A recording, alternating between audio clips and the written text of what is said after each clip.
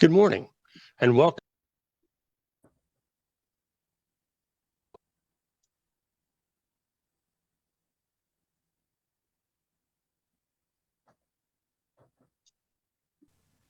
Good morning and welcome to the Salem Lutheran Church Sunday morning Bible study.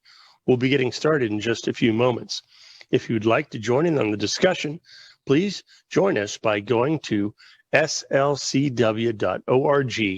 and clicking the link to join the group. We'll be starting in just a few moments.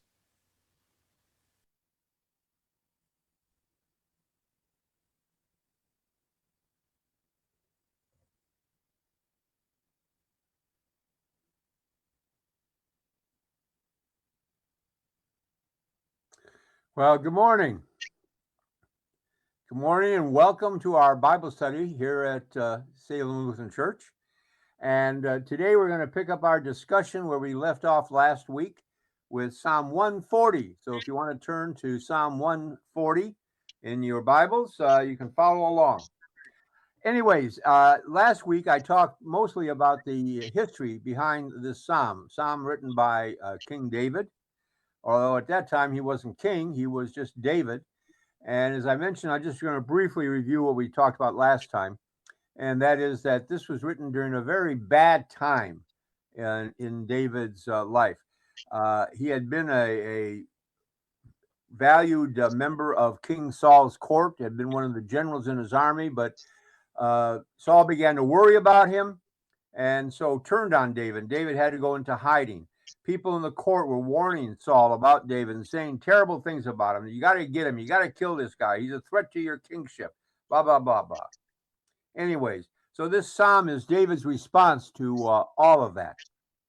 And the psalm starts out by David going right to his complaints. This is kind of unusual in the Psalms because normally when the Psalms begin, even when they're complaining about something or asking for God's intervention into something, it usually starts out by, "Hi, God, how you doing? It's nice to see you," whatever. This psalm doesn't do any of that.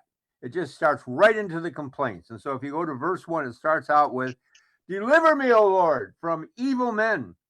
Preserve me from violent men who plan evil things in their hearts. They continually gather together for war against him, by the way. They sharpen their tongues like a serpent. The poison of asp is under their lips." Selah. So you hear the complaints of David talking about how evil men are doing bad things. They're saying evil things about him. They're lying about him. They're trying to turn Saul against him. They're hunting him. They're trying to kill him. Evil men, deliver me from these evil men, David says. And he talks about how the evil things that are happening to him aren't just happening out of the blue. It's not just like, well, sometimes, we will do bad things, but it wasn't intentional. It just sort of happens sometimes. And David says, that's not the case here. They've planned it out. They've thought it out. And they're after me. They're saying terrible things about me. They're trying to destroy me. Preserve me from these violent men, the psalm says, who plan evil things in their hearts. They continually gather together for war against me. They sharpen their tongues like a serpent. The poison of asp is under their lips. And then Selah. Selah meaning, let's stop and think about what I just said. Selah is kind of a pause or a moment of meditation. So if the psalm was being read out loud in public, you would stop at that point and just think about it. And I guess, you might say that he's asking people to think about it, not only what's going on in David's life, but perhaps we can even think about what's going on in our life. Are there people in our life who are saying terrible things about us? Have they planned and are they trying to destroy our reputation? You remember the old expression about how sticks and stones may break my bones, but words will never hurt me. Well, this psalm says that's not true. Words hurt. Words can damage. Words destroy. They hurt us. And that's what David is saying. The words they're saying, the things they're saying about me, they're untrue. And they've planned them out. They've thought about them. And they're trying to destroy me. They're trying to destroy my reputation. So God, preserve me from these evil men. Stop them from doing what they're doing. Save me from these kind of people. And you can almost hear the anguish of David, who's saying, I haven't done anything wrong. And these men have just turned on me. People who I thought were my friends have turned on me. People who I thought were friends of mine are doing what they can to destroy my reputation. And I'm sure that all of us who are listening have had times in our life like that, when people who we thought were our friends turned on us, spread evil words about us, said nasty things about us. So if you can identify with some of that, then you can understand what David is going through. And I'm sure there's not one of us who can say that, oh, that's never happened to me. People I thought were my friends are always my friends. They're always nice to me. No, that's not true. We've all had times in our life when people who we thought were our friends turned on us and tried to destroy our reputation. And then David goes on in the psalm, praying for God to preserve him. He says, keep me, O Lord, from the hands of the wicked. Preserve me from violent men who have proposed to make my steps stumble. The proud have hidden a snare for me and cords. They have spread a net by the wayside. They have set traps for me. Selah. They're after me. They're trying to get me. And in David's case, they were trying to capture David and basically kill him because they saw him as a threat to Saul. And because they saw him as a threat to Saul, they saw him as a threat to their own positions in the kingdom. These were royal advisors. These were people who were in the household of David or his household of Saul. And they're trying to get to him. Keep me, O Lord, from the wicked. David acknowledges the presence of these wicked and violent and evil men. And he requests God, preserve me, save me from these evil people. For the proud have hidden a snare for me. They hope to make David trip over some of the things he had done. They want to make snares. They want to capture him. They want to tie him up. They want to get to him because of all that he is. He's a threat to Saul, and therefore a threat to their power and their influence and their positions and their wealth and their monies, all which were dependent upon King Saul. And they saw David as a threat to all of that. If David should become king, that would all go away. And so he's saying, they're after me. They're trying to get me. They're trying to make me stumble. And you know, what's interesting in this story of David, though, is in spite of that, the friendship he had with Saul's eldest son, a guy named Jonathan. If you ever want to read a story of true friendship, read the story of the friendship of Jonathan and David. Jonathan was the crown prince. He was the one who was destined to become the next king after Saul had passed away. And so he had everything to lose to David because he realized at some point that David was probably going to be the next king. I mentioned last week, if you get a chance, you should watch this mini series. I can't remember again what streaming service it's on. It's either on Disney Plus, on Hulu, or on Prime Video. I think it might be on Disney Plus, but I'm not sure. But it's called David, and it's a mini series. I think they're in season 2 now. But part of what they talk about is some of this that we're talking about in the Psalm, how they were after David, after his rise to fame in Israel, after he had killed Goliath, after he had become a general in Saul's army, after he had led Saul's armies to victory over the Philistines and the Amalekites and the Moabites, and how he was a threat to them. But in spite of all that, how Jonathan became his best friend.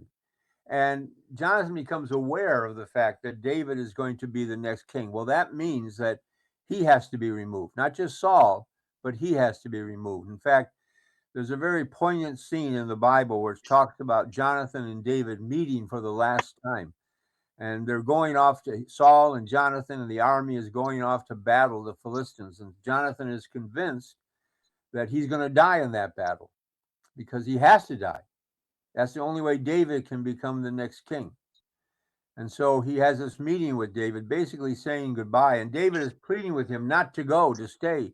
And Jonathan says, no, I have to go. If I don't go and if I don't die in this battle, you won't be king. And it just shows you a true picture of what real friendship is like, the friendship between David and Jonathan. And kind of a sad story. Jonathan has to go because of David becoming king. And so we go on, though, in the psalm.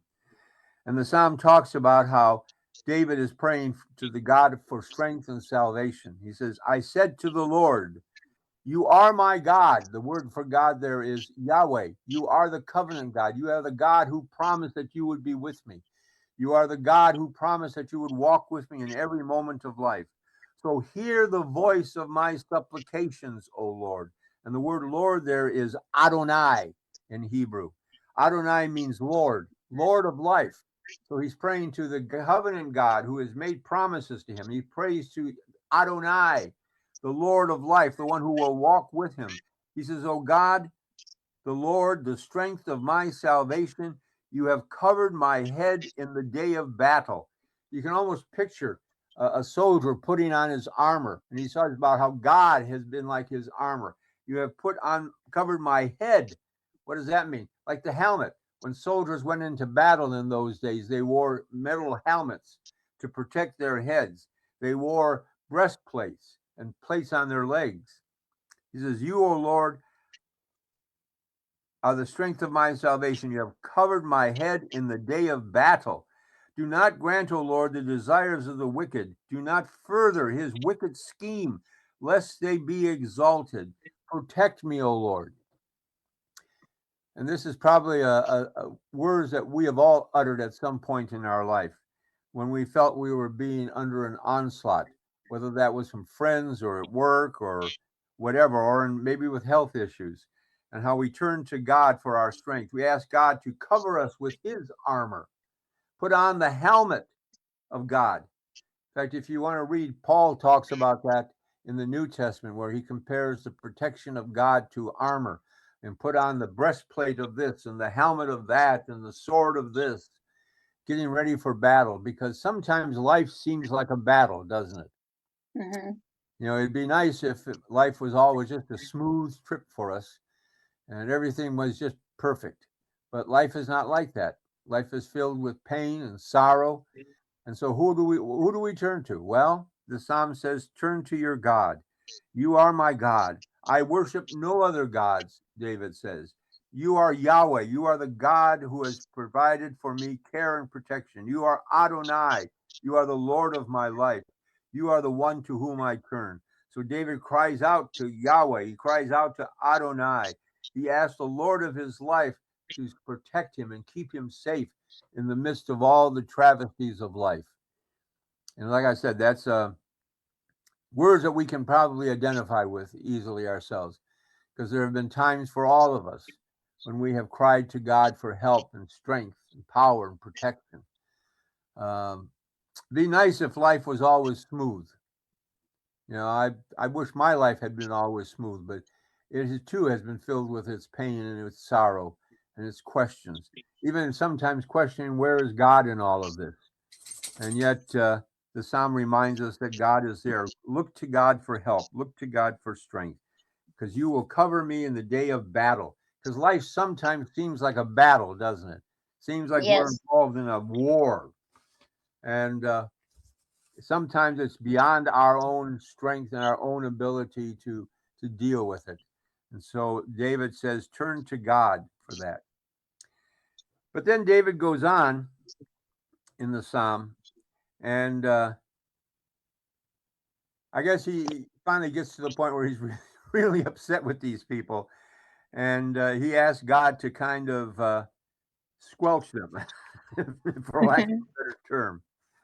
He says, as for the head of those who surround me, let the evil of their lips cover them. Let burning coals fall upon them.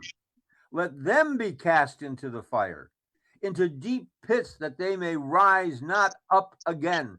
Let not a slanderer be established in the earth. Let evil hunt the violent man to overthrow him. So here we hear David saying, hey, whatever they're wishing for me, whatever they want for me, make them get it. All the evil that they have planned against me, let it fall on them. As for the head of those who surround me, let the evil of their lips cover them. Let it fall on them. Let them be surrounded by. Let burning coals fall upon them. Let them be cast into the fire, into deep pits, that they may rise not up again. Let not a slanderer be established in the earth. Let evil hunt the violent man to overthrow him. Boy, again, I bet you a lot of us can identify with that. When people have done bad things to us, what did we want? Revenge. Let them suffer. Absolutely. Yeah, let's go get them, God. Go get Yeah, you can see the pain of David in this part of the psalm, the anger that he's feeling towards these men, people who he thought were his friends in the court, people who he had dinner with, people who he sat with, people he went to war with. These people have turned on him. He says, well, let them have it. Why am I the only one suffering? Let them have it too, God. And I think that's probably a wish that most of us have had at some point in our life, wishing for people to suffer in the same way that we have suffered. So, as for David, as for the head of those who surround me, again, we don't know exactly who these people are. We're only imagining that this happened at a time when David had to leave the capital city, go into hiding, hide from people. He gathered his own followers around him, and he had his own little band of warriors. You can almost think of something like a Robin Hood character, where Robin Hood had to leave his estates and go into Sherwood Forest and gather to, again, his jolly men. And that's what David had to do. He had to flee the capital city. He had to go off into the wilderness areas. Men gathered around him because they saw him for what he was, the natural leader that he was. And so he says, for those who surround me, let the evil of their lips cover them. Let them face the same kind of pain and hurt that I am suffering. And again, I think a lot of us can identify with that, because when we have been hurt, our first thought is, go get them, God. I want to see them suffer. I want to see them hurt like they're hurting me. I think it's a natural response to all that kind of pain, all that kind of sorrow. So let burning coals fall upon them. David prayed that the same fire, the same coals that wicked men poured out on him would be poured out on them. He prayed that this would destroy them, that they would be hunted by evil until they were overthrown themselves. So let evil hunt the violent men. These evil men hunted David, so David prayed that they would be hunted in return, that the hunters would be hunted by their own very evil. And actually, a lot of that came to pass. When David finally did become king, a lot of these people who had turned on him like that ended up having some pretty bad things happen to them. In fact, David kind of rounded them up and got rid of them because of all they had done. They were disloyal and he couldn't trust them. When he became king of Israel, he felt he couldn't trust these people. Oh, they would swear loyalty to him, but he knew in many cases that it was only a matter of time before they would turn on him and do what they could to destroy him, because they were only concerned about themselves, their own positions, their own power. And so David knew that, and so therefore did not let them become part of his kingdom. And that's the thing I learned a long time ago as pastor. When you become the pastor of a new church, not everybody will love you. Not everybody will love the things you want to do, because you're probably going to come in and try to change things, and people aren't going to like that. They're going to want to undo that. And I always remember a pastor telling me that when you get to a new church, sometimes before people can get on the bus of your church, some people have to get off. And that's true, because some people will not like the things you're doing. They will do what they can to, I see we have somebody just joined us, Regina Carson. Welcome, Regina. Hi, Regina. Was that Regina? Oh, sorry for mispronouncing it. Regina Carson. Welcome.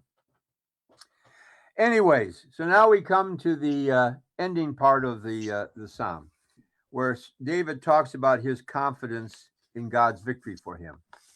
And so he says at the very end, after saying all these things, after complaining to God about how evil men are coming after him, after talking about how he wishes they would have the same punishments and the same sorrow that he had, he then explains his confidence that he has.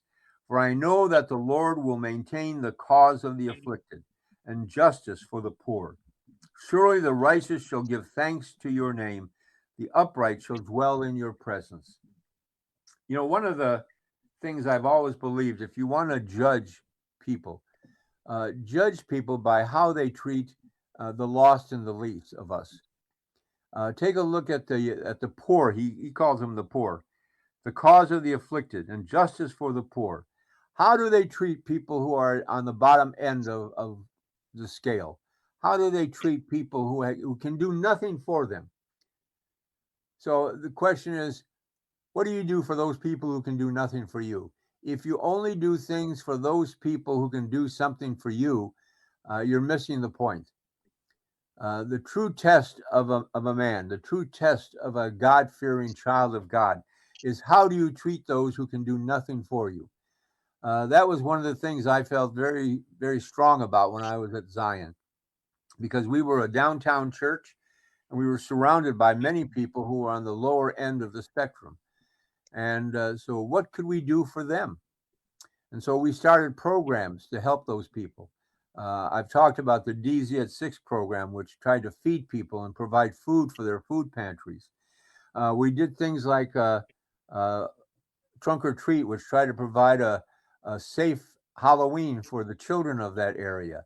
We did a movie night so the kids and the families could come and watch a movie free and have hot dogs and popcorn. We did we call it Christmas by Billboard. We tried to give kids who weren't going to get any Christmas gifts because their parents just didn't have the money. We tried to provide for them Christmas toys. And I thought we were very, very successful with that.